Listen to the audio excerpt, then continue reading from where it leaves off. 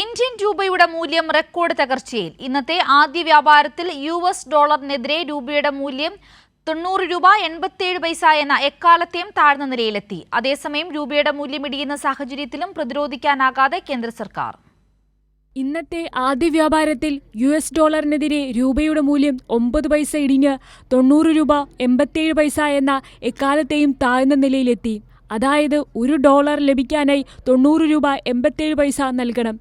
India America വ്യാപാര കരാറിലെ അനിശ്ചിതത്വമാണ് രൂപയുടെ മൂല്യം സർവകാല തകർച്ചയിലെത്താനുള്ള പ്രധാന കാരണം. വിദേശ നിക്ഷേപത്തിന്റെ പുറത്തേക്കുള്ള ഒഴുക്കും അമേരിക്കൻ ഡോളറിനുള്ള ആവശ്യക്കൂടുതലും രൂപയുടെ മൂല്യം ഇടിയാൻ കാരണമായി. ഇതോടെ ഏഷ്യയിലെ ഏറ്റവും മൂല്യം കുറഞ്ഞ കറൻസിയായി ഇന്ത്യൻ രൂപ മാറി. അതേസമയം ഓഹരി വിപണിയിലും ഇടിവ് തുടരുന്നു.